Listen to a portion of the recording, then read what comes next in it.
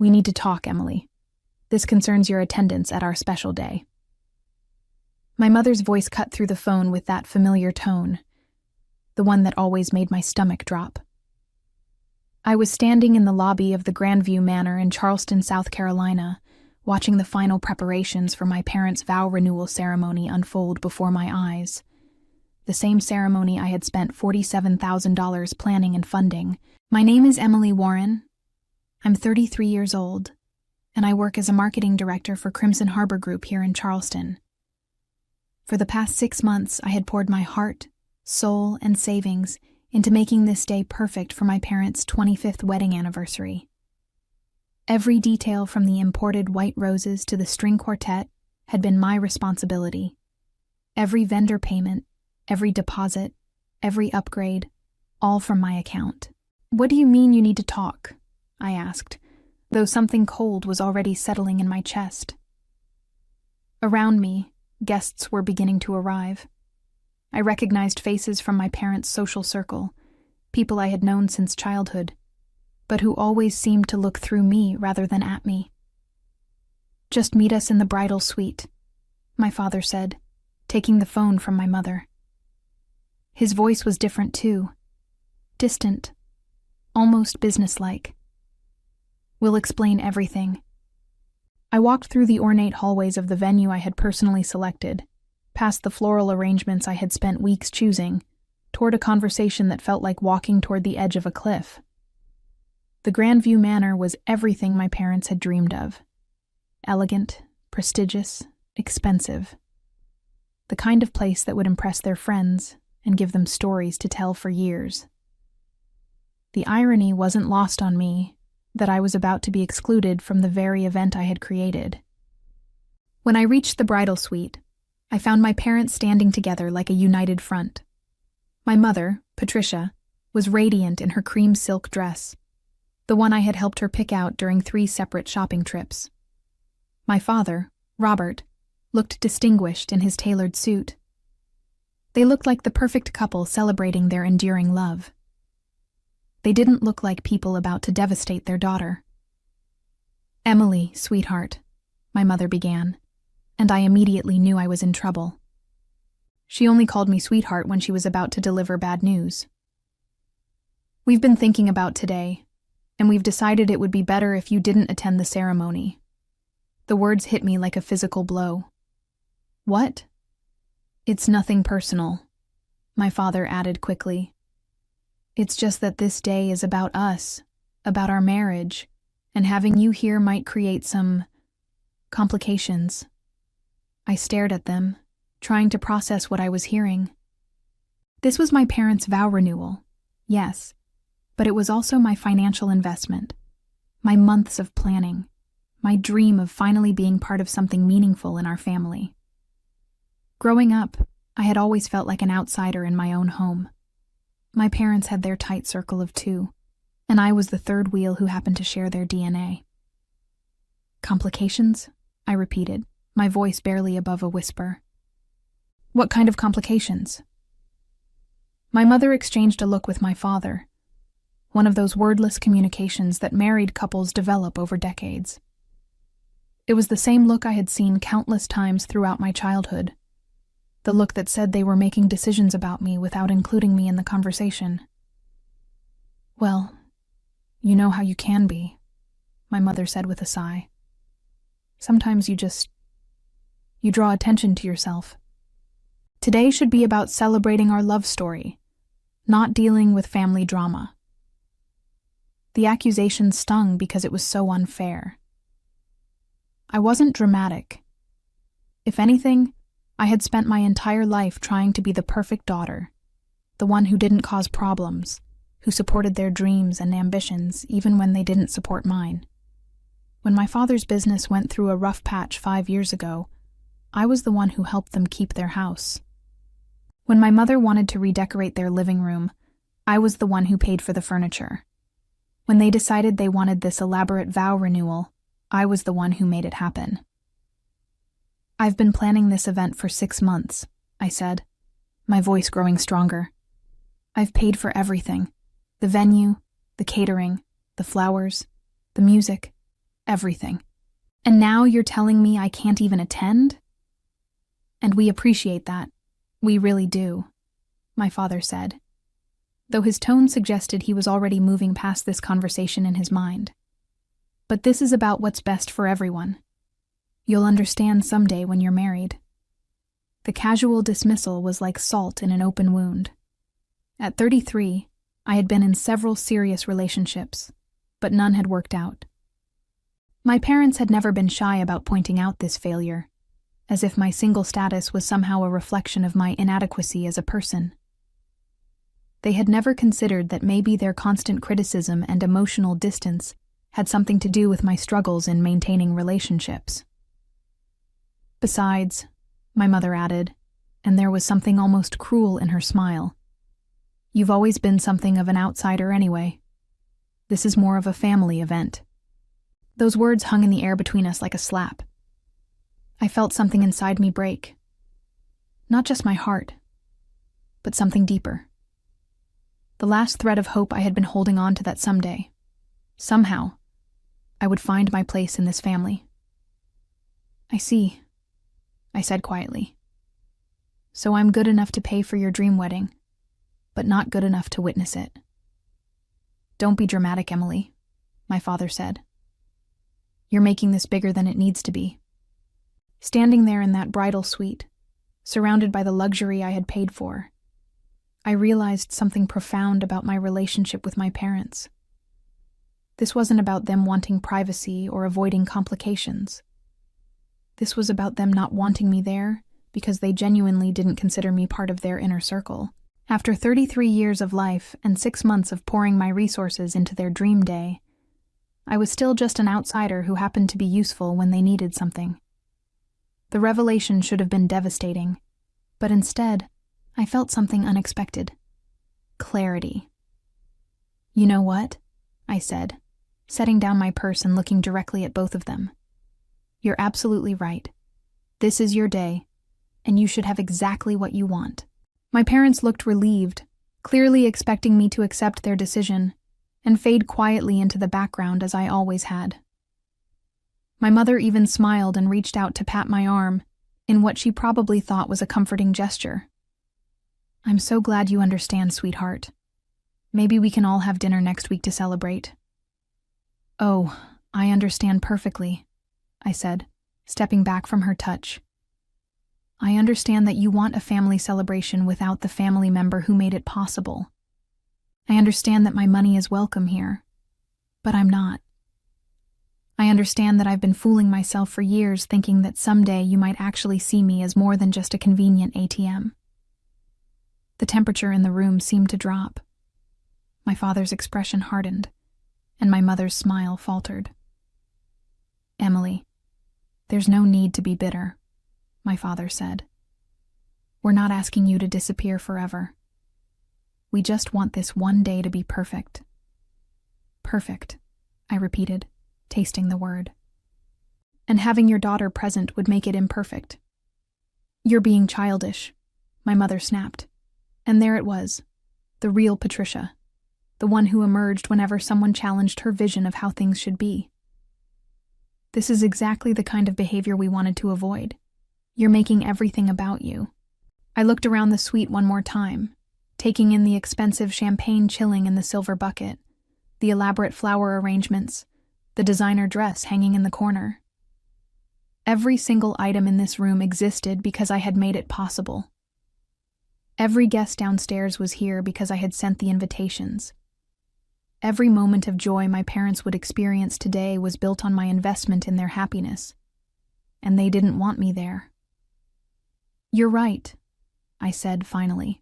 I am making this about me. Because for the first time in my life, I'm going to put myself first. I walked toward the door, my hand on the handle when my mother called out one last devastating blow. Emily, wait. Don't leave angry. You know we love you, but you have to understand. You've always been a Mooch. We've given you so much over the years, and now you're acting like we owe you something. The word Mooch hit me like a physical assault. After everything I had done, everything I had given, she was calling me a Mooch. I turned the handle and walked out without another word. I walked through the hallways of Grandview Manor with my head held high, even as my heart was shattering into pieces. Guests were streaming in now, dressed in their finest clothes, chattering excitedly about the romantic celebration they were about to witness. I recognized so many faces, family friends, my parents' neighbors, colleagues from my father's law firm, women from my mother's book club, people who had known me since I was a child, who had watched me grow up trying desperately to earn my parents' approval.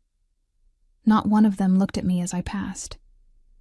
To them, I was just another wedding coordinator, invisible staff making sure their evening went smoothly. The irony was bitter and perfect. I made it to the parking lot before the tears started. Sitting in my car, I allowed myself exactly 2 minutes to cry.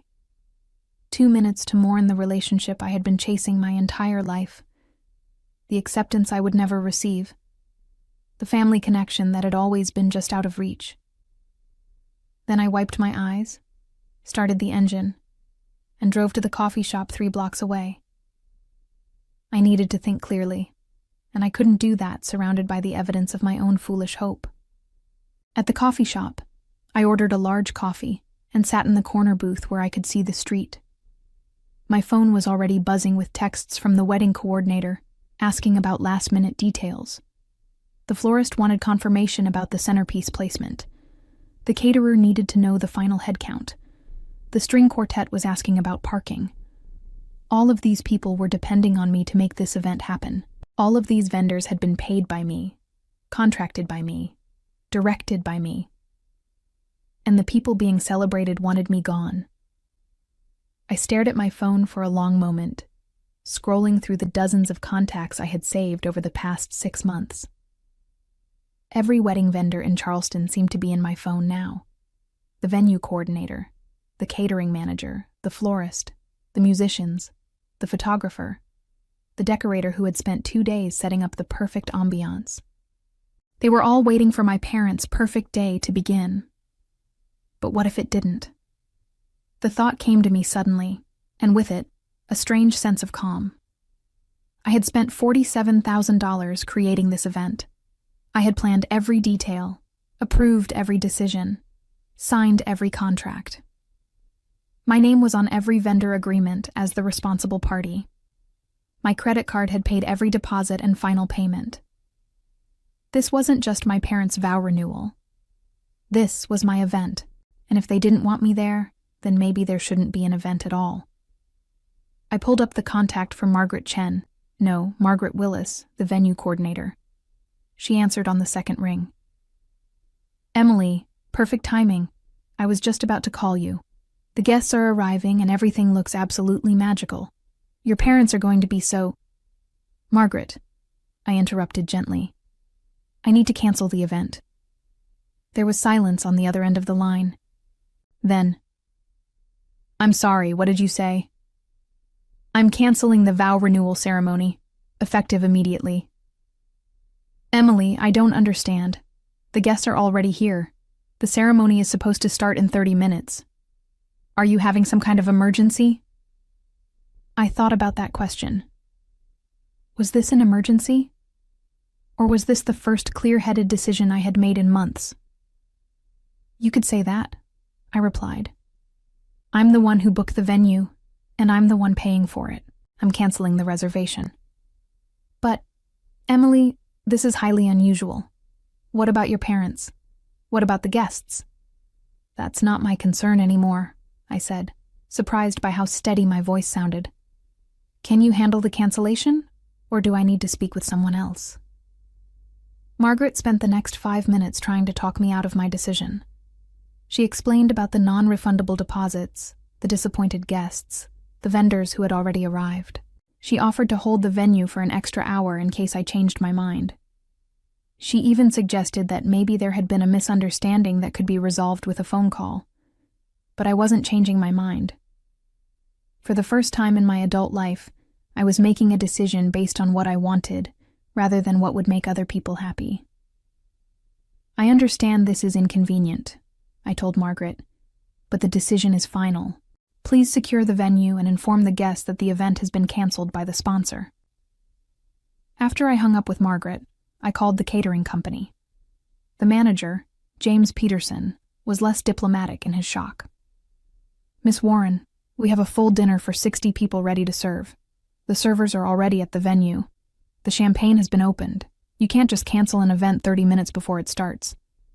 Actually, I can, I said calmly. Check your contract. I'm listed as the responsible party and the decision maker. The event is canceled. But this is going to be a disaster. The food, the staff, the logistics. I'm sorry for the inconvenience, but this is not my problem anymore. Next was the florist, Elena Rodriguez, who actually started crying when I told her. She had been working since 5 a.m. to create the elaborate arrangements my mother had requested. The thought of all those beautiful flowers going to waste clearly broke her heart. Emily, please reconsider. The arrangements are so beautiful. Your parents are going to love them. Can't you work out whatever problem this is? The flowers are lovely, Elena, and I'm sure you'll be able to use them for another event. But this celebration is not happening. The string quartet took the news professionally, though I could hear the frustration in the violinist's voice. They had turned down another gig to play my parents' renewal. The photographer was already at the venue and had to be called back. The decorator who had spent 2 days creating the perfect ambiance would have to pack everything up. Each phone call made the reality of what I was doing more concrete. I wasn't just disappointing my parents. I was dismantling an entire event that dozens of people had worked to create. Part of me felt guilty about the vendors and their wasted time, but a larger part of me felt something I hadn't experienced in years: power. For once, I wasn't the one being inconvenienced. I wasn't the one being excluded or dismissed or taken for granted. I was the one making the decisions, and everyone else had to adapt to my choices. By the time I finished my phone calls, it was 4:15 p.m. The ceremony had been scheduled to start at 4:30 p.m. In 15 minutes, 60 guests would be gathering in the empty ballroom of Grandview Manor, waiting for a celebration that would never begin. My phone started ringing almost immediately. The first call was from Margaret at the venue, probably calling to confirm that I was serious. I declined the call. Then came a call from an unknown number, probably one of the vendors trying to reach me through a different line. I declined that one too. Then my phone lit up with my mother's name. I stared at the screen for a moment, watching her name flash over and over. They must have realized by now that something was wrong. The guests would be asking questions. The venue staff would be explaining that the event had been canceled. My parents would be standing in their beautiful clothes in an empty room, facing the consequences of their decision to exclude me. I declined the call and turned off my phone. I sat in that coffee shop for another hour, watching the street through the window and imagining what was happening 3 blocks away at Grandview Manor. By now, the guests would have been turned away at the door. The venue would be empty, except for vendors packing up their unused services. My parents would be standing in their formal attire, trying to explain to their friends and family why the celebration they had been planning for months had suddenly evaporated. The thought should have made me feel guilty. Instead, I felt something close to peace. Around 5:30 p.m., I turned my phone back on. The screen immediately exploded with notifications. 37 missed calls, 62 text messages, 5 voicemails. My parents had clearly been trying to reach me, along with what looked like several family members and friends. I scrolled through the texts without reading them, just watching the names scroll by. My father, my mother, my Aunt Jessica, my cousin Brandon, even my high school friend Danielle, who must have heard about the cancellation through the Charleston social network. One text caught my attention, though. It was from my neighbor, Mrs. Thompson, who lived in the apartment next to mine. "Emily, honey, there are people at your door. They've been knocking for 20 minutes. Just wanted you to know in case you're not home." My parents had come to find me. I considered my options. I could go home and face them, listen to their anger and disappointment, probably end up apologizing and offering to reschedule everything. I could go to a hotel for the night and deal with the aftermath tomorrow. I could drive to another city entirely, and let them wonder where I had gone. Or I could do something I had never done before in my life. Exactly what I wanted to do. I opened my laptop and pulled up the airline website. There was a flight to Paris leaving Charleston at 11:45 p.m. with one seat available in business class. I had always wanted to visit Paris, but every time I had saved enough money for the trip, something had come up. My parents needed help with their mortgage, or my mother wanted to redecorate the kitchen, or they decided they deserved a special anniversary celebration. Tonight, I was going to Paris. I booked the flight using the same credit card that had paid for my parents' canceled vow renewal. The irony was delicious. The money I had saved by canceling their event would fund my escape from the aftermath. I spent the next few hours shopping for clothes and toiletries, arranging for a pet sitter for my cat, and packing a small suitcase. Every task felt surreal, like I was watching someone else live my life. The Emily who had woken up this morning would never have canceled her parents' wedding or booked a spontaneous trip to Europe. But that Emily had died somewhere in the bridal suite at Grandview Manor, killed by the casual cruelty of people who were supposed to love her unconditionally. At 9 p.m. I drove to the airport, leaving my phone in the car. I didn't want to be tempted to read the messages or return the calls. I didn't want to hear my parents' explanations or threats or attempts at manipulation. I wanted to disappear completely from their drama and their disappointment.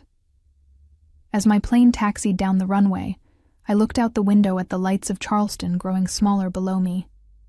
Somewhere in that city, my parents were probably still trying to understand what had happened to their perfect day. Their friends were probably gossiping about the mysterious cancellation. The vendors were probably shaking their heads about the crazy client who had wasted thousands of dollars and dozens of people's time. And I was flying to Paris, finally putting myself first. 3 days later, I was sitting at a café in Montmartre, watching the sunrise paint the Sacré-Cœur Basilica in shades of gold and pink. My phone, which I had finally turned on to let my work know I was taking emergency vacation time, had over 200 unread messages. I deleted them all without reading them. Paris was everything I had dreamed it would be. I spent my days wandering through the Louvre, strolling along the Seine, eating croissants at sidewalk cafes. For the first time in years, no one was calling me asking for money or favors or emotional support. No one was criticizing my choices or making me feel like I wasn't good enough. I was anonymous and free. On my 4th morning, I was having coffee at my favorite cafe when an American woman at the next table answered her phone. She was speaking loudly enough that I couldn't help but overhear. Oh my God, Jessica, you should have seen it. The whole thing was mortifying. Patricia and Robert were standing there in their formal clothes, and the venue manager had to tell everyone that the event was canceled. Nobody knew what was happening. Patricia kept saying there must have been some mistake. But then someone mentioned that Emily had been the one paying for everything. I nearly choked on my coffee. The woman was talking about my parents' vow renewal disaster. She continued her conversation, describing how my parents had tried to salvage the situation by inviting everyone to a nearby restaurant, but most of the guests had already left. How my mother had spent the evening crying, and my father had been making angry phone calls trying to find me. The worst part, the woman continued, is that everyone knew Emily had been funding the whole thing. Patricia has been bragging for months about how generous her daughter was being, and then to have it all canceled at the last minute. Well, it doesn't look good, does it? I smiled into my coffee cup. The woman was right. It didn't look good at all. That evening, I climbed the steps to the top of Montmartre and found a quiet spot overlooking the city. Paris spread out below me like a glittering dream, and I felt something I hadn't experienced in years. Complete contentment. My phone buzzed with a new message, and for some reason, I decided to read this one. It was from my Aunt Jessica, who had always been the family mediator. Emily, please call me. Your parents are devastated. They want to make things right. They're talking about rescheduling the vow renewal, and including you this time. Please don't let one misunderstanding destroy your family. One misunderstanding. as if 33 years of being treated like an outsider was just a simple miscommunication. I typed back a single response. I'm exactly where I need to be. Then I turned off my phone and slipped it into my purse. Standing there at the top of Montmartre, watching the lights of Paris twinkle below me, I realized something profound. For my entire life, I had been trying to earn a place in my parents' world, bending myself into shapes that might finally make them proud of me.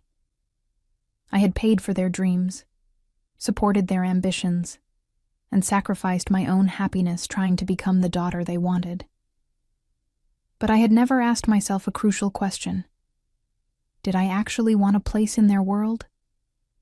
The answer, standing there in the cool Paris evening, was surprisingly clear. No, I didn't. I didn't want to be part of a family that saw me as a convenient source of funding rather than a person worthy of love. I didn't want to spend the rest of my life chasing approval from people who would never see me as anything more than useful. I whispered into the night air, my voice carried away by the wind. If they didn't want me at the party, they'll never see me again. My parents spent the following months dealing with the social fallout from their canceled vow renewal. Their friends talked, as friends do, about the mysterious circumstances surrounding the event's sudden cancellation. When the truth emerged, that I had funded everything and then pulled my support when excluded, the gossip only intensified. Patricia found herself having to explain to her book club why her daughter would do such a thing, while Robert faced awkward questions from his law firm colleagues about family dynamics. Their planned 25th anniversary celebration became a cautionary tale in their social circle about taking family for granted. They attempted to reschedule the event twice, but without my financial backing, they couldn't afford the scale of celebration they had originally envisioned. The smaller, more modest gatherings they eventually held felt hollow, compared to the grand romantic gesture they had lost, and they were constantly reminded of what might have been if they had simply included their daughter in their joy. I never did return to Charleston. I extended my stay in Paris, then spent months traveling through Europe, finally living the life I had always dreamed of but never prioritized. Eventually, I settled in a charming coastal town in southern France, where I started a small marketing consultancy and learned to speak French fluently. Looking back on that day at Grandview Manor, I realized that my parents had given me an unexpected gift. They had finally shown me exactly where I stood in their lives, which gave me the clarity to choose where I wanted to stand in my own. The revenge I had taken wasn't really about canceling their party. It was about finally putting myself first and discovering that I was worth so much more than their conditional love.